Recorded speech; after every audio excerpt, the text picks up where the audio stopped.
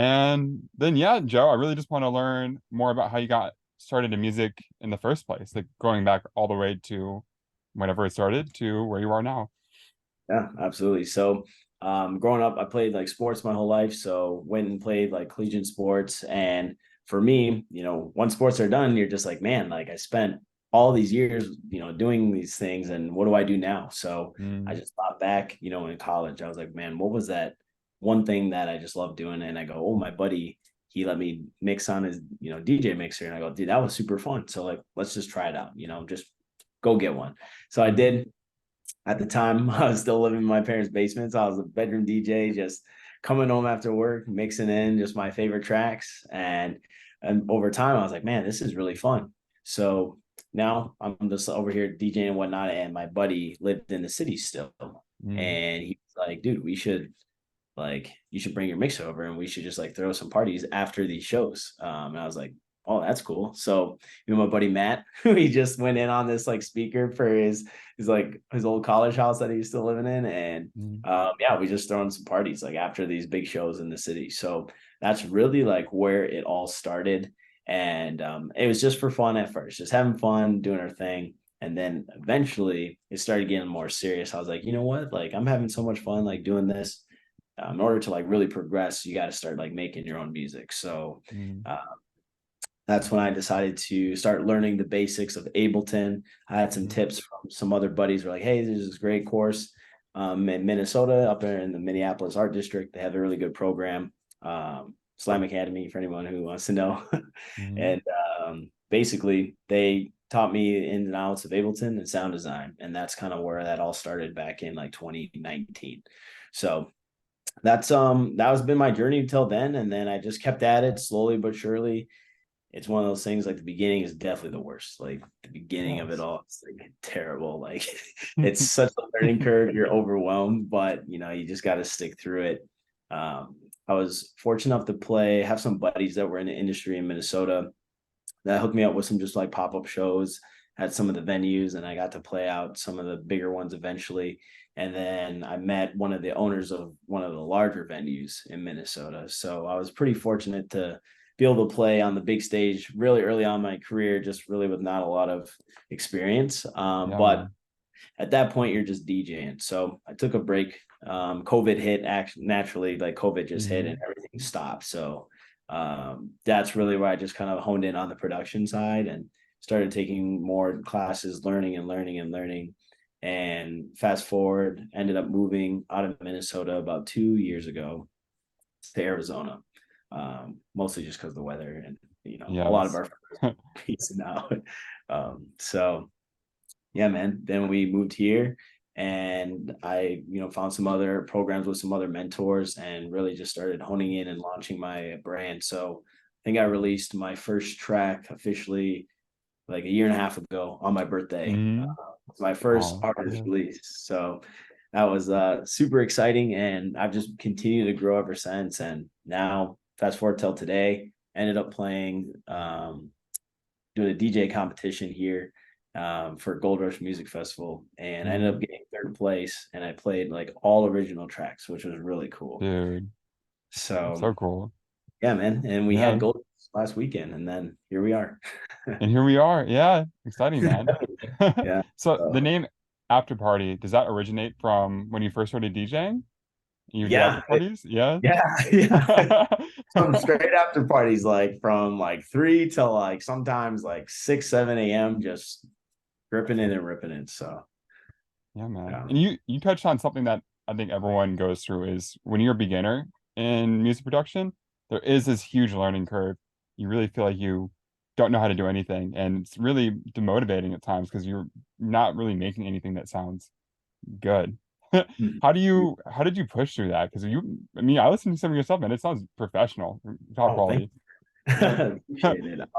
Yeah, it's one of those things where it's a marathon, not a sprint. So Mhm. early on, it's very easy to get discouraged. For me, I just, kept learning and it was just finding new tools to learn. So a big thing was finding other mentors and like people who are doing the things that I wanted to do and watching Mhm. their master classes, like taking these courses on how to get better at certain aspects of the music.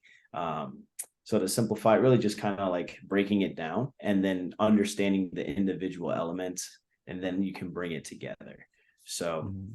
for me, it was understanding Ableton, then just understanding like sound, and then just like a workflow was huge for me. So I Mhm. ended up finding an online program with some other guys that went to Icon, which is like the Yeah, like state of the art music school. yeah. A lot of big artists from there, and they kind of just taught me the workflow that they have to get from point A to point B. And that really is where I started to take off and started making like my own songs that sounded a lot better. So yeah, Mhm.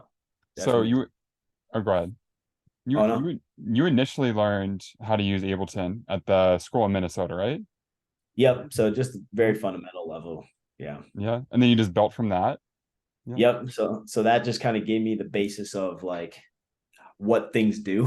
Like, oh, Yeah. this, and that took away a lot of the ambiguity of, oh my gosh, like where do I even begin? It's more Hmm. so like, okay, well, I know what this does. This is what I need to start on a track and just slowly building on that foundation. Yeah, man. And can you talk more about that workflow that you're referring to that you got from the guys at Icon? Yeah, so that I started with them like 2 years ago. Reached out, Facebook was like, "Hey man, like they just just saying what's up. Like I think I'd love Hmm. to have a conversation with you." So really, as far as like the workflow goes, with this program is pretty cool. He's like, "Well, a lot of people struggle, and this is like very true for people early on. Just like finishing a track is a nightmare, Mm. like from completed from start to finish." So for his program, he really takes you from like the beginning of like conceptualizing your idea, how to build the skeleton of a song, like the foundation work, and Hmm. then just filling in the gaps, and then eventually like the mixing and mastering level. So if anything, it was just like, all right, cool. Well, you just get the basis of what you want. A big part of it is just being organized. So Mm. every time I have the same template. It's just got all my channels and stuff ready to go. And Mm. then I have my segments of my songs, like the arrangement already existing. So when I Mm. open up my Ableton, everything is like ready to go. I have the 8 bars for the build up. I have, Mm. the 8/16 bars for that first drop, and then the breakdown all ready to go. So it just takes some of the thinking out of it.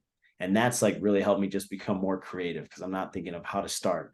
I'm thinking of, okay, well, I Mm. have this idea in my head. How do I execute it? Type situation. Mm. And that probably saves you a lot of time too. Like you have this idea in your head, you want to get it down as fast as possible. And you rather than having to go through like what's the layout going to look like and all this other stuff, you already have that in template, right? In Ableton. Yeah. So it's already templated out. And for me, I usually just like have this idea. So a part of my current workflow is I'll think of like a pre-drop vocal. I don't know why it starts with that Yeah. in my head. And then I'll have that and I'll be like just beatboxing in my head, like what I want it to sound Hmm. like. And that kind of gives me the fundamental basis of what I want the drop to be. And I work backwards from there. Yeah, man. That sounds super helpful, just having a good workflow to consistently follow. So a Yeah. lot of the people I've talked to on here, I think a lot of producers in general don't have like a go-to workflow. It comes from a million different ways. But you typically follow the same workflow, it sounds like. Yeah. So having the same system down is what allows me to just log in and then get my work done. I have like Yes. all my channel plugin set up, and it's more so just you can let your creativity flow versus the trying to set everything up and whatnot. That's so cool, So man. Yeah. Anything else that you learned when you were learning about producing that was super helpful that you can think of? definitely like going out and learning from other people as well, like Mm. other producers, getting feedback from other guys who are on the labels that I wanted to be on. And sometimes, Mm. you're gonna hear things that is gonna hurt your ego a little bit, like it's very common. Like when starting out, you get really attached. And I saw this little video from Kashmir, and he goes, and it helped me like compartmentalize it. He was like, you know what, your first track is not going to be, the headliner at EDC Vegas. Like it's not going to be the million stream track. So you just Mm. got to keep working at it and create more and more and more. So for me, it was just like not trying to get so hung up on being a perfectionist. It's just like getting the idea down and completing it, and then getting feedback from when I thought I was producing some what I would consider some pretty good music, and then like Mm-hmm. having another artist tell me like it needs a lot of work. And that was very humbling for me. And that allowed me to get beyond that threshold and become better. Mm-hmm. How did you go about like finding these people and reaching out to them, these other artists? Yeah, so I mean, a lot of artists like communicate through like Facebook groups. There's a lot of like Facebook, I know is pretty much like dead on like a social media level, like for people our age, but Yeah. that's where a lot of engagement happens for like communities. So a Mm-hmm. lot of artists are always like reaching out, and they have their like they'll just like plug their stuff like, hey, anyone looking for some help with production, and they'll just post it, and then you just DM them on Facebook. So that's kind of the main avenue that I've met most of my production is just through Facebook connections. Awesome. I never would have thought to use Facebook, so that's like very insightful. Yeah, Yeah, man. there's a lot of for sure. For sure. Awesome, man. So you already talked kind of about how you got into DJing. How did Mhm. you learn and how did you grow in DJing to where you are now? Yeah, so if I could do it all over again, I probably would learn production first, Mm, and then becoming a DJ. Just it's so much harder. But for mm, me, it was just like self-taught stuff, just like coming home, sitting there. And what really helped me become good at DJing is I would listen to my favorite mixes. So, like mm, at the time, like Riot 10 was one of my favorite artists, and like I would listen to like a Riot 10 mix. I'm like, oh man, like do you hear how he like transitions and how he does his buildups? And that's how I based my mixing was how they would do it. I would try to imitate those guys, and that's how I got pretty decent. I would say early on is just kind of being a perfectionist mm, mixing. So like I released. So really, how I kind of just started getting things going is I just created a mix and I just posted it on SoundCloud. Just had no expectations, just put together my favorite songs, and all of a sudden, like it started gaining like a lot of traction, like randomly. I'm just mm. some veteran guy with maybe 100 followers on SoundCloud, if that, like just putting it out there, and it garnered like a lot of attention. And I started to realize, wow, man, if you like put your best effort and like put yourself out there, like people are going to notice. And that's kind of what Mm. sparked me to continue and get better at DJing and creating those mixes. So that's what started my headbang gang like mix Yeah. volumes that um so I had that was number one. I released that way back in I think 2018, right before New Year's, or Mm, 2017. And I just released the sixth rendition a few months ago. So it's just kind of like a cool tradition now that um I've been doing. So the fourth one was my biggest one. So that was mm, actually right before COVID. It was supposed to be an after party set after Excision came to town. It was at this mm, warehouse, and I had it all planned out, and it was like I put so much time into it. And then unfortunately, someone the night before, I was day two, night one, had broken into the warehouse, and like the landlord like was like no more shows here, and so they canceled day oh, two. So, yeah. like it was pretty devastating. Like we were pretty upset, like just sad, like disappointed at the end of the day. So I released it, and to Mm, date it's like my number one mix thing I've ever produced. So it's got like I don't even know, over 100 some thousand plays and like 6,000 likes, which is just wild. Like to think, here I yeah, am, just some dude. Minnesota kid just putting it out there. Yeah, like over 180,000 play, like a lot. And that's on SoundCloud too. Like that is a lot on SoundCloud. Yeah, man. Yeah. And So and I wanted to talk more about SoundCloud because I keep hearing and I keep seeing like that SoundCloud's dead and everyone is moving over towards, Spotify and Apple. And mhm. you continue to post on SoundCloud, and it seems like you continue to do really well on SoundCloud too. Do you know like what's going on Thank there? you. Is it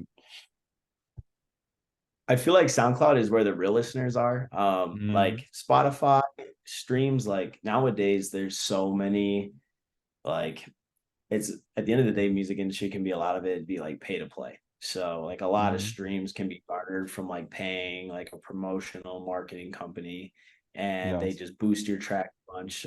Bots are very prevalent too. Mm, And for me, like I started it for the music, not for like the cloud or like the streams and stuff like that. And SoundCloud has kind of been like a safe haven for me personally. Like I've had a lot of just like I can put whatever I want on there, like my remixes or unofficial stuff, and it just is like a cool platform. Whereas like SoundCloud or sorry, Spotify and like iTunes, those are like official records. So Mhm. that's like great. You can do it. Like all my official releases are on there, but really SoundCloud is where people share it more and you can garner more interest. And I have like, it's like my whole profile, like my whole, I guess say like packages on SoundCloud. So I really just like that community, honestly. Yeah, man, it's like more for the people than on Spotify or anything else. And that Yeah. is interesting So that you talked about how on Spotify it really is pay to play. And I'll see so many artists that have a lot, a lot of likes and a lot of streams on Spotify, but then I go to their SoundCloud and it's like it's dead. So it's so interesting to yeah. see like you having a lot of success on there. And it's I don't know what it is, like if it's being genuine or just like actually putting out stuff out there that people like. I don't know. Hmm. It's awesome, Yeah, man. yeah. I feel thank you. I appreciate it. It's yeah, and that's kind of where I think like with Spotify, like you can kind of fake it a little bit more.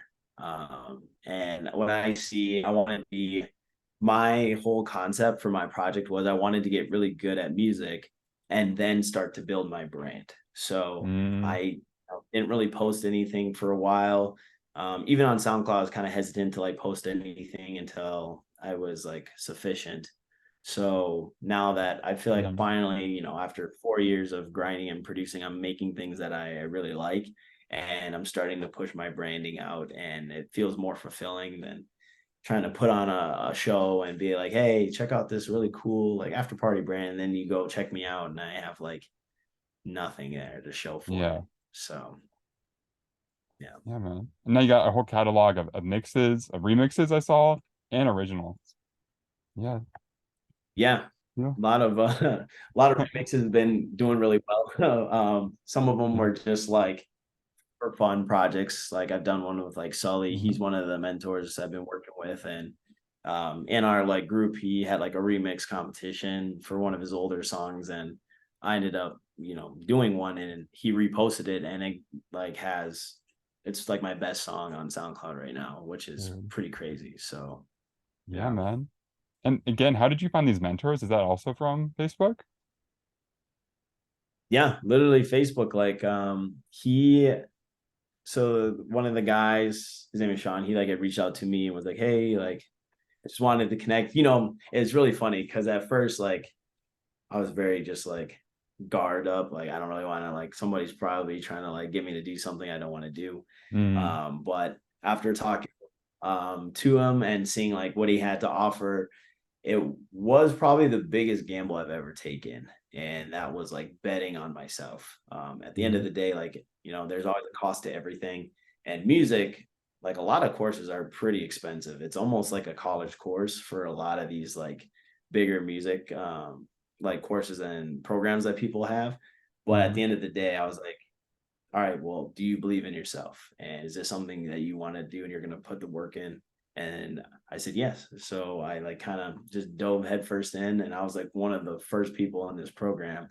mm, And this was what 2 years, 2.5 years ago? No, 2 years ago in November I started, and now I'm a mentor in that program. So I work oh, with a lot of the students who now are in the same program that gave me the jump start I needed, and it's been very fulfilling. Like I do feedback sessions on Sundays now, and it's so exciting to kind of help these up and coming guys just like understand the things that I wish I knew when I was first starting and really get their mm. music to the next level.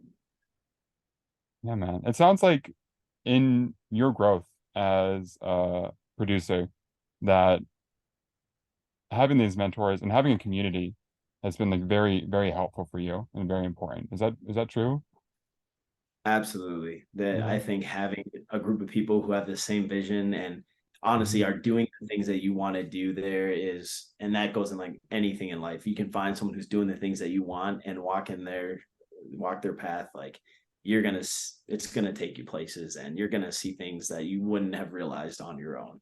So music is already a big community based environment, and so being able Mhm. to work with producers and have that connection is something that I've kind of always wanted. In the producer world, there's a lot of people that are kind of like to themselves, and some people like to like gatekeep and stuff like that. And if you can find yourself like a buddy or a group of people that are willing to come together, it can be create a a very powerful thing, and you can have some really cool results from it.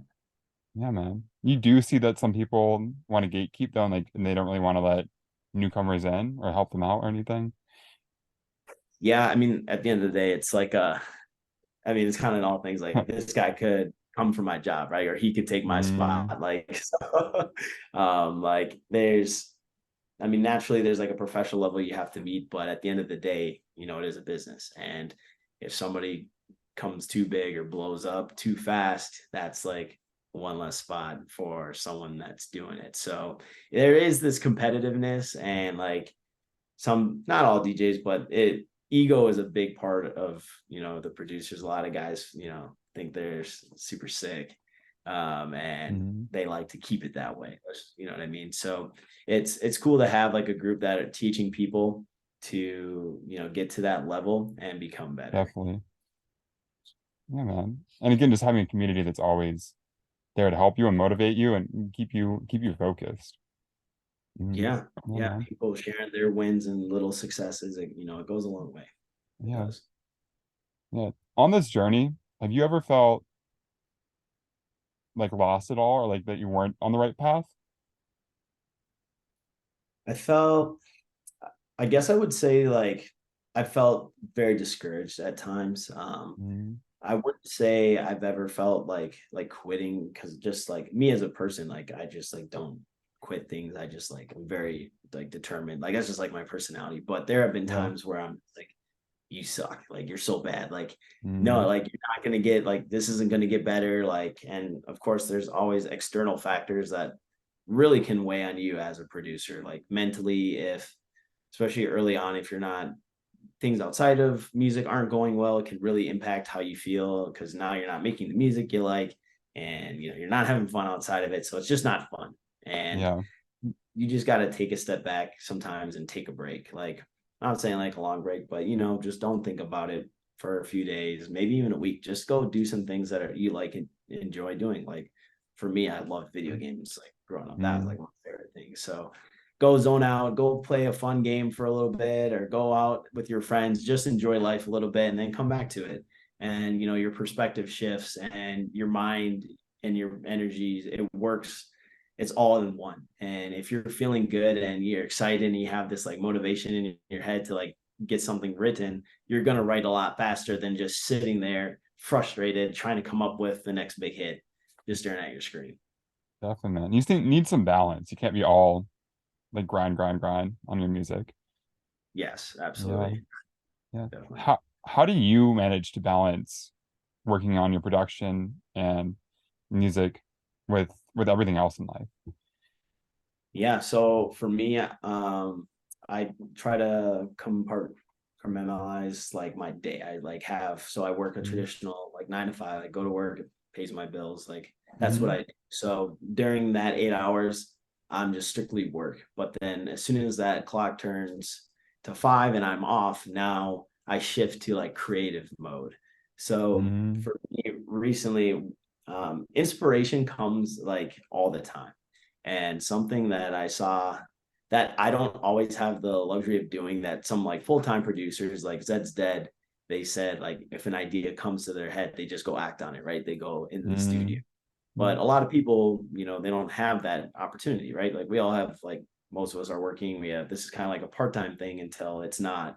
And so what I do is I have this voice recorder on my phone, and I'll have this like idea that pops into my head, and I'll like, oh, sweet, and I'll just like sing it into the voice recorder, and I'll save it mhm, for, and then I'll come into the studio like, oh yeah, that idea that I had earlier, I'll listen back to it, and then my brain it'll re-trigger that mm. sounds that I had. So that's what gives me inspo, and I just can take an idea and run with it from there. That's how I kind of get started now. Yeah, man. So you're able to still capitalize on these like random moments of inspiration that you have, even if you're not at a time when you can go to the studio and start working on it. Exactly. Yeah. Yeah, Yeah. that's it, man. I did the same thing. Heck And yeah, dude. just some voice memos. Yeah. Awesome, That's man. awesome.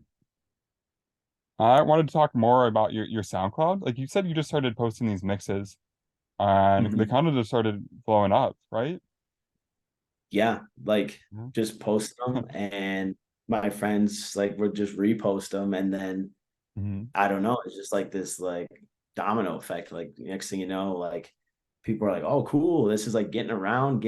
And then, like I said, the fourth one was like the big one. Like I had three, Hmm. the third one did the best, but then the fourth one has blown everything else pretty much out of the water. Um, I just think at that time there's a lot of good music out, and I had Hmm. basically had like perfected in my mind the track locations, the transitions, like everything was like laid out to a T. And I think that's what helped it be so successful.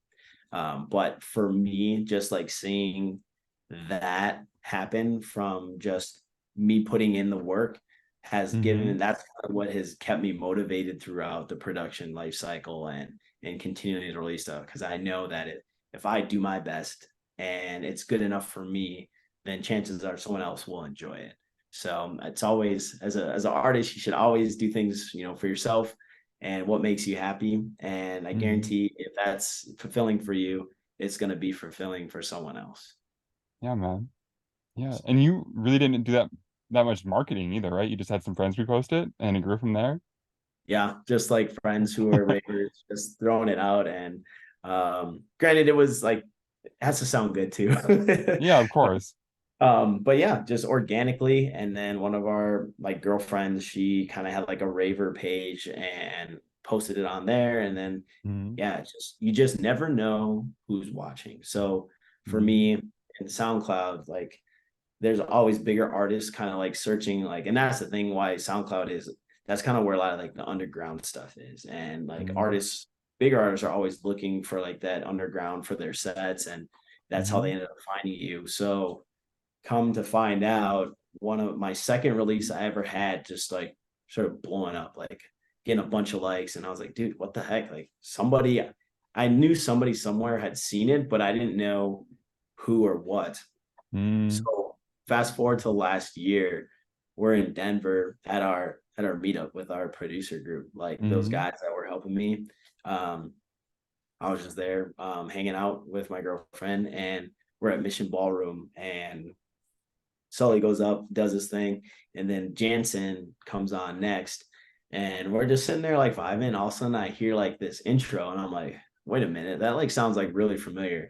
And all of a sudden, I like it all hits me at once. I'm like freaking out. I look at like my girlfriend and her best friend. I'm like, you guys, this is my song. Like he's playing my song Yes. right now. And dude, he freaking played my song in front of like 4,000 people, and I was like losing my mind. Like it Yeah. was the most surreal moment ever. As in my whole like career, I was just like losing, like borderline in tears because I was like, holy crap! Like this guy has been a huge inspiration. And he's such a big artist. He's playing my track, and I'm in like how do you even find I? And at the time, come to find out, like artists send their tracks to people, and I hadn't sent it to anybody. He just like Hmm. had. So I had found out that Heckler had played it at Lost Lands the year before, and now we're Hmm. at the springtime. So it was just like pretty crazy. Like I said, you just my whole point is like you never know who's out there looking, and you never know who's going to get a hold of your music, and that can be what changes the game for you. Man, I cannot imagine like the emotions or the feelings you felt hearing your song in the wild at a Yeah. concert. Yeah. What the heck? Yeah, dude, I was losing my mind, like couldn't even believe it. And that happened. And so, okay, so it happens one time, whatever, sure. Like that's cool, it's exciting. Then fast forward to Las Vegas, Subtronics Mm, Anti-Fractal tour this year. Went with some buddies. We're in the merch line, like in the back of the show, like you like just goofing around. We're waiting for the merch. And this my buddy next to me goes like, dude, that's your song coming on. And at 100 drums was playing. She was opening up, and I'm Mhm. like, you guys are just blowing smoke up my butt. Like, no way. Like, I can't hear. Like, I can barely even hear it. And he's like, no, dude. Like, I swear. Like, they're playing it. And Mhm. I go, what? So we go sprint out, and I go like, oh my gosh, that is like my other song, like my third song that I dropped. And lo and behold, I got a video of her playing my song in Vegas, like on that tour. And that was just like, again, for me, I was just like, this is nuts. And for me, that was kind of like what really showed me like this is I'm doing the right thing. Like I'm on the Yes. right path. Like I love like, and that's what has kind of garnered that love for music. Mm. I mean, that's insane. And that's just to shows that you were at. Like, I can't even imagine how many times your songs have been played by at shows you weren't at, you know? For sure, Yeah. yeah. Exactly. Like who knows how many times, but it's just really Mhm. cool that just even that one time is Mhm. enough, it's just fulfilling enough. Definitely. And I definitely think that you're right that a lot of these artists are looking for stuff that really no one else is playing. And SoundCloud is the go-to place for that. Would you agree? Yeah, like whenever I'm looking for like a really cool remix, like my favorite thing to do is like a popular song, and you're like, okay, well, we've heard this a million times over. Then you just Hmm. go into SoundCloud and you go like name of song and like remix, and then there'll be some a lot of bad ones, but then there'll be like one you're like, oh wow, this is really cool. And SoundCloud, you can usually there's a free download link for a lot of that stuff, and it's just yours. You Hmm. just got to follow them, and now you have this really cool underground remix. So. Yeah, dude. Yeah, that most people that are listening to your mix have never heard before either, you know? Or Mhm. DJing live. Yeah. Wow. Yeah. So Yeah. it's cool, man. It's really cool. It's really cool.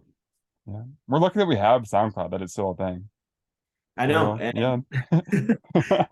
And for real, like there's these mediums like, and I'm sure people are, yeah, like starting to gravitate. Like a lot of people, like naturally they listen to on like um Spotify and iTunes. It's like the go-to streaming service for sure.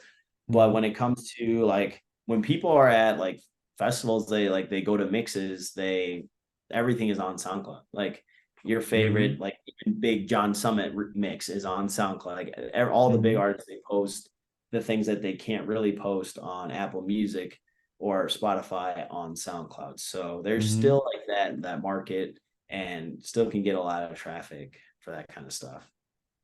Definitely, man. And just like you said, you really only post your original tracks on Spotify, right? And then everything else is on SoundCloud. Yeah, so I have a lot of yeah, everything I post like officially on SoundCloud that isn't a like remix is on Spotify and Apple Music. And that's cool and all, but like what's cool about SoundCloud is I can upload my works in progress, which not a lot of Hmm. people get to see, but a lot of like artists they have like tracks that aren't quite ready to release, but you Hmm. can listen to them on SoundCloud. So I like listen to my track that's been bounced out and like would be listenable, and I always listen to it like in the car and other places. So it's cool like as a medium to really hone in on your mixes and fix things that you don't like hearing all the time. Yeah, man. Before you share it with everyone else, right? Yeah, Yeah. exactly. You get a little feeler or like send it to your buddy and be like, what do you think of Yeah. this? They'll give you some feedback. So yeah. That's it, man. Yeah. Can you talk a Sure. little bit more about your growth as a producer? Because I saw, like, for example, on your SoundCloud, you started with mixes, then you did remixes, and now you have, like, over the past year and a half, you said, your own original songs, which is super exciting. And they're doing well, too. Yeah. Yeah. Yeah.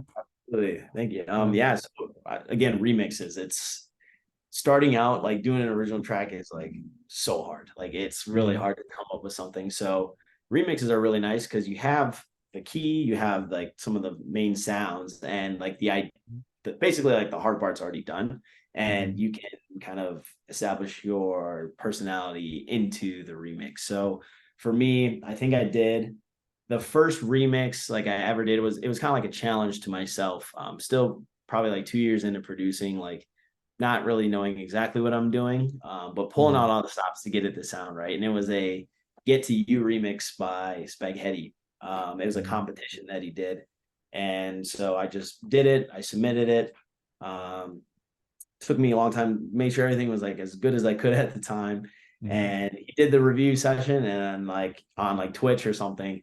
And I wasn't even in like the top whatever. Like I didn't even make the list. I was like, dang it, like that's all good. So whatever, I'll still post it on SoundCloud, and it like was like started like people started listening to it, and Mm-hmm. all of a sudden like I think if you were to go on SoundCloud right now, it might be like the number one or two remix for that, Dude, yeah. which is pretty crazy. So that was like a good testament to like, okay, cool, you're starting to like your sound, whatever you're doing is like good. People are listening to what you're doing.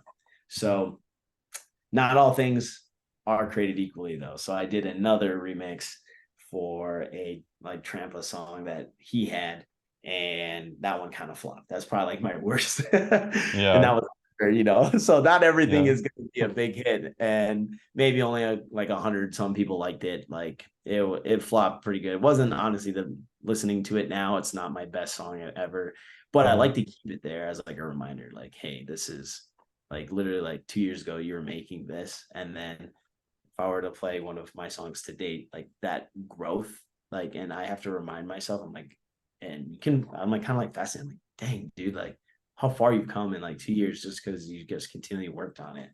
So remixes are a great way to start. It's a good way to kind of get your ideas out easier because there's already a foundation laid. And so for production, so helping me get better, one of the cool tricks is having like a reference track Mm-hmm. for your original track.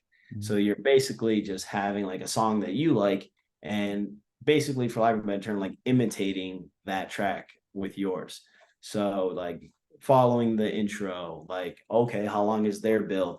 And you can like segment out your DAW to like match theirs, and then Mm-hmm. basically you can use that as a foundation for yours. So I just listen to, okay, what does their intro sound like? What do they have in theirs? And I just kind of input what I have for like ambient effects and like drones and things like that, any like vocals. And it's kind of like copying to a certain degree, but naturally, like you're not copying them. Like Yeah, you're of just kind of, course. but it's like you don't have to reinvent the wheel. So like here's a professional track that's already done. All you need to do is Mm-hmm. have the same foundation they did, and you can build upon that as well. So that's what I've been doing to, at least that's what I was doing for a while. Now I've kind of just been doing that inspo with the phone speaker, but that's a really good way to get yourself started on a new track. Mm-hmm. And to learn how to make something that sounds professional and then something that you like too. Like it's already proven. Yeah, absolutely. So the getting it professionally sound definitely takes a while. Like it's so funny. I Mm-hmm. wish I had an audio file of my first track, like in its inception. Just a bunch of it's kind of like dubstep throw up, if you will. Like Mm-hmm. all these sounds coming at you at once, like all these like serum presets hitting you all at one time, and then Yeah. it, in your head it's like you're like going hard, but it doesn't sound good in actuality. So but it's fun though, it's what makes it fun. Mhm. What is there anything specific that you found was helpful to making your mixes sound professional and clean and like loud and all those things that people are trying to get with their tracks? Yeah, so for Mhm. me it was talking to and like getting feedback from multiple different artists. So like having one guy like to one, and this is probably the toughest part about music, is it's all at the end of the day subjective. Mhm.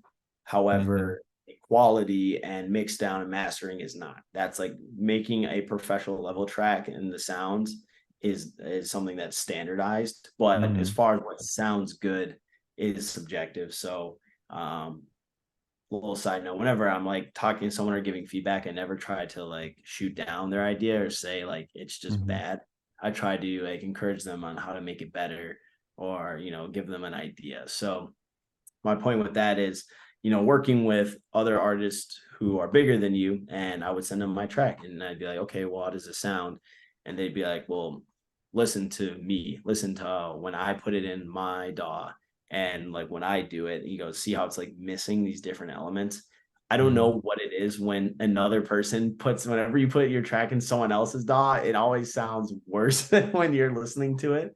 But it's a good reality check, and it really just helps you like understand, oh, okay, well, it's missing a lot of like the low mid information. And Mhm. this is like what I do to fill in that frequency range. So a lot of trial and error, like mixing and mastering itself is like, there's guys that have like tens of thousands of dollars worth of equipment that like do those like high level tracks. So Mhm. for me, there's a lot of cool plugins like Ozone is really good for like understanding frequency range. Like I think it's called tonal control. Like you can see like based on you can input like a different track like at a professional that have done and then put yours in and it'll tell you what parts of your track are lacking or need more help.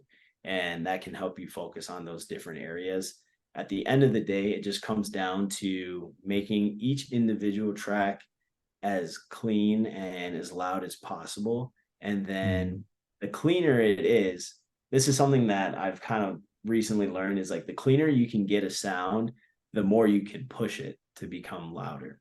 Mhm. So instead of just mixing things loud, kind of like lazily, I guess, and it sounds loud, but it's not quite there. If you can get it really clean, but you can beef it up with those post processing, you get a nice rack there and you can clean that up. It's gonna make your mix, it's gonna sound cleaner. And then when you go to increase and boost those levels in the mastering, it's gonna sound clean still.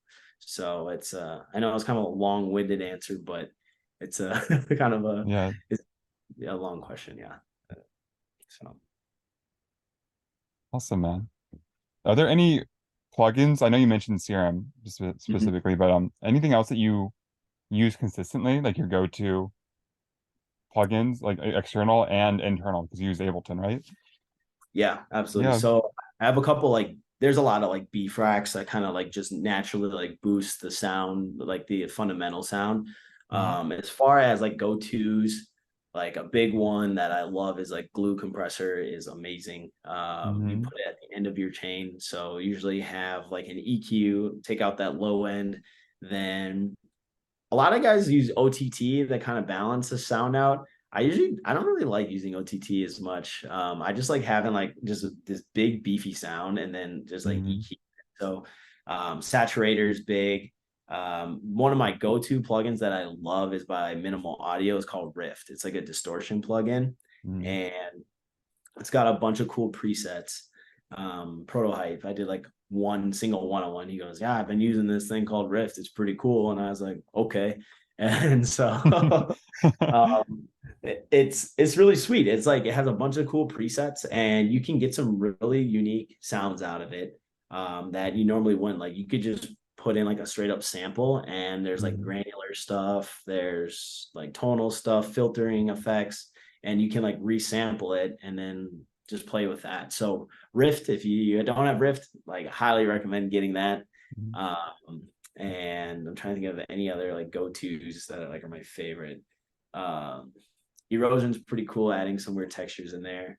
But basically like glue compressor, Rift, and just like kind of those like beef tracks and then like bouncing it out and some filtering can be really cool on stuff. So yeah. Yeah, man. And you also mentioned that you've done a few different remix competitions, right? Um, yeah, they were just like public ones. Early on, I did a couple of those, and then, like I said, we had some like internal ones with like Chris, like Sully, I should say. Yeah. And he basically goes, "Yeah, if I like it, you can just post it on SoundCloud, and I'll repost it." Type situation. Yeah. But dude, remix competitions are great though. If it's whether it's like a big artist, it's really cool to just get creative because you can Mhm. kind of do whatever you want. It's like just a competition, it doesn't really matter. Like end of the day, it doesn't really matter. Like you're just putting your artistry out there. So if you ever see artists Mhm. doing like, I'm doing a remix for this, they'll send you the stems. And Mhm. I would just recommend doing it because who knows, end of the day, someone could like it somewhere and it could be the next step in growing Yeah. as a so You saw that on Instagram or Facebook, or where do you find these? yeah, a lot of so for the remix competitions, a lot of them are I find them on Instagram. They always post Hmm. those on Instagram. So follow your favorite artists, and they'll usually host a remix competition for something, one way or another at some point. Yeah. Awesome, man. I wanted to talk to you about marketing. It sounds like you really haven't done too much marketing, right?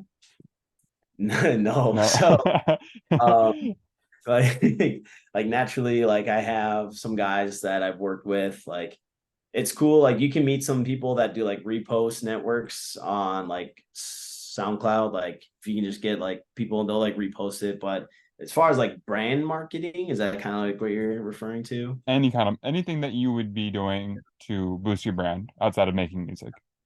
Okay. Yeah. So recently, one of the things I did before I even released a song was establish my brand and what I wanted.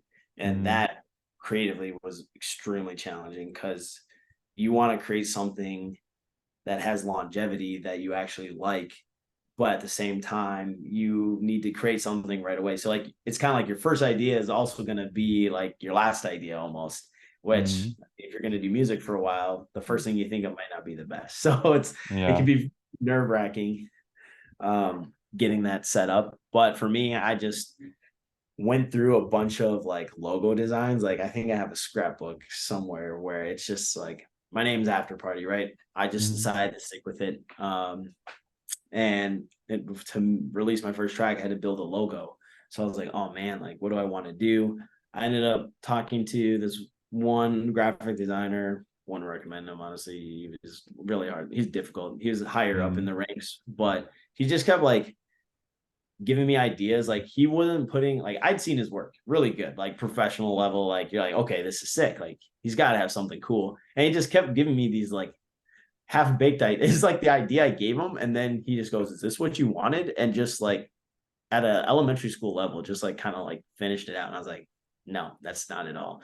So I kind of just was like, you know what, forget it. I want something simple. Like for me, mm, simple is better. So my after party symbol, I just go, you know what, just draw it like this. And I was a big fan of like Elder Scrolls at the time. So there's like mm-hmm. this symbol in Elder Scrolls that it kind of reminds me of. I'm like, all right, just do it like that. And use this as like the front as like the main work. And he goes, okay, how about this? And I go, sure. It's like like I just gave this guy like way too much money for the most simple design, but now that's the design that I have is that a simple and he Mm, kind of made it what it was. And a lot of people have liked it, and I really like it too because it's simple and I feel like it's embodies kind of my vision as a brand. So that's yeah, just having that something that you like as representative of your brand is a good place to start. Now, as far as like marketing and branding, I just started doing that kind of stuff now. So I actually just started working on some merchandise recently with that mm, logo. Like I said, the music has always come first. So this is something that's newer to me, the marketing and branding. But I've gotten a lot of positive feedback for the branding that I've done. And the logos that have been made for me. A big help, especially if you're a dude, is to have a girlfriend. Because me personally, I'm not a huge social media guy. Like, I don't really like posting and like this and that. But my girlfriend is actually my manager now. I mm, met her in the scene, and we've been together for almost 6 years now. So she's like been my like your best friend, and then they're out here like putting all your stuff out, and girls have girlfriends, and it's always good to get like people like liking your stuff. So she's really been a big part of that. Bouncing ideas off of like where do you want to put the logo, like what type of merchandise do you want, like what do mm, you like about this artist merchandise and what do you want for ours. So she's like real big into like art and graphic design, so she's been a really big inspiration in helping me like where I want to go with like the merchandising and marketing side. She's yeah. been a big Oh, influence. So oh, that's so nice, man, to have someone in your life that is so supportive and helpful too, and you growing as an artist. yeah, Yeah. absolutely, definitely. So that's a big part. Just being able to find someone, and it doesn't have to be like someone like that. It could just be like someone that believes in you. At the end of the day, like Yes. you can always believe in yourself, but to have a little extra support can get you through those down times. So finding that little rock is Yeah. good. It's good. Because those down times, they do come. They do come for sure. They Yeah. do. And you probably have more downs than ups, but the ups are so great. That's what gets you through the downs. So Yes. Yeah, yeah. like the time that you heard your song. Yeah, yeah, like that to me, like that's enough to just keep grinding, grinding, grinding. So yeah, Yes. absolutely. Yes. Awesome, man. Well, I want to know like what's next for you? What are your goals? Where do you see yourself in 5 years potentially? Yeah, hopefully next 5 years, like my Yeah. dream has been to play Lost Lands. Like that was like Oh. where my favorite festival ever. Like Paradise Blue is also up there. Like those Excision festivals are major. For me, my next step is getting songs out there on like labels. I do have some like collabs kind of coming out with some bigger artists. So I'm hoping that would be like a good platform to kind of get my name out there some more. But Mm, for me, what I'm really focusing on for 2024 is consistency, just having mm, a track list of songs that I want to release, some that I want to self-release just to get more songs out there. I have to, to some degree, but then also like leveraging my connections and sending things out to labels. mm. And that's where I want to garner those like streams on Spotify and Apple Music is if you can get a label release, they kind of do all of that marketing for you. So that's it's going from here to being like localized, like sure people from around probably heard of you too, like oh yeah he's on Subsidia, he's got a release on Wakan, like this guy Mhm. is now a big player. So that's like my next step. It's a big step, but that's what's next for me. Yeah, man. Do you know anything about that, about the process and how you even get a song on a label?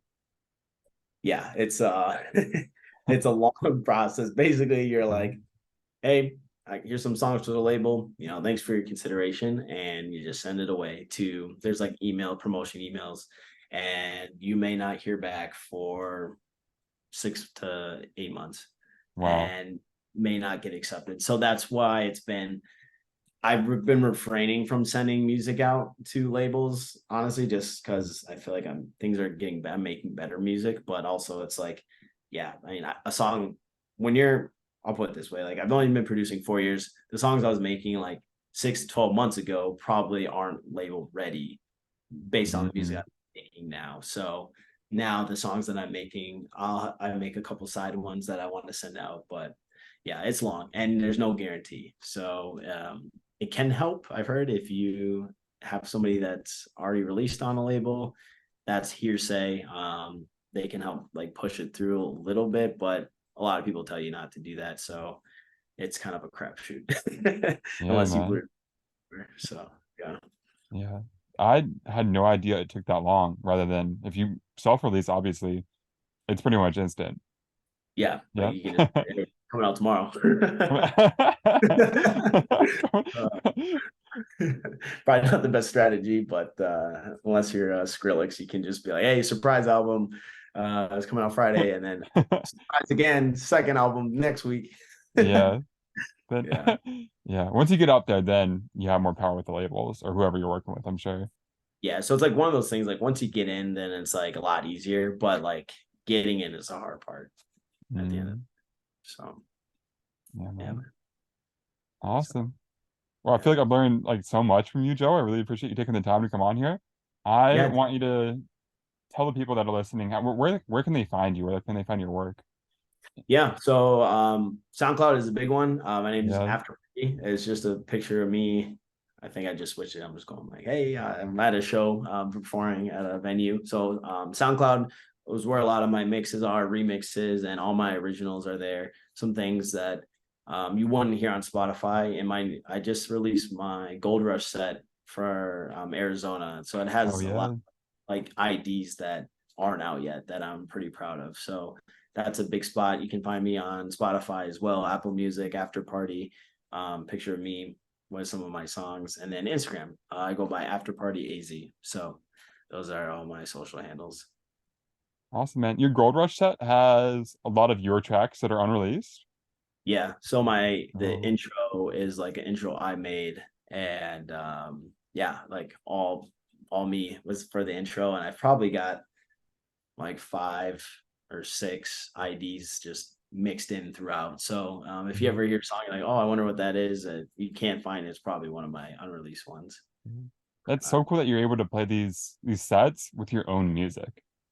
yes, Yes. that is what's gonna separate you as an artist, right? Is now you're Mhm. playing your own tracks live, and that's what it's all about, man. Like, I just saw Calcium last weekend, and his whole set was just like his music, and it was Mhm. just like that's like the full nature. It's like a full circle moment. Like you are now like truly people are experiencing you and what you have to offer when you play your own music. So no better feeling than when people are going crazy and it's your song that's playing live. So That I can't imagine, man. That is yeah, so cool. man. I mean, you'll one day you're gonna have your shit out there too, dude, and like Yeah. that. Yeah. It's a dream. It's a dream. Yeah. Hey, That's why we're you're doing this. yeah, absolutely, bro. Yeah. Trust me, you'll get there. Like you will. You can. If you believe in yourself, 100%. You're gonna find somebody that's gonna end up ripping your track, and then they're gonna be like, "Hey, dude, Mhm. you heard this?" And you're like, "That's mine." Oh, So awesome, brother. awesome, Joe. Thanks for taking the time again. I really appreciate it. Absolutely. And yeah, I feel like I've learned so much. Yeah. Thanks again. I appreciate it. Yeah, Ted, you got it, man. And yeah, feel free to hit me up anytime if you have any production questions. Just let me know, dude. I got you. Thanks for being out. I'll DM you. Awesome. Yeah, I got you, brother. All right. I'll catch Peace, you. brother. Bye, Joe. Yep. Peace out.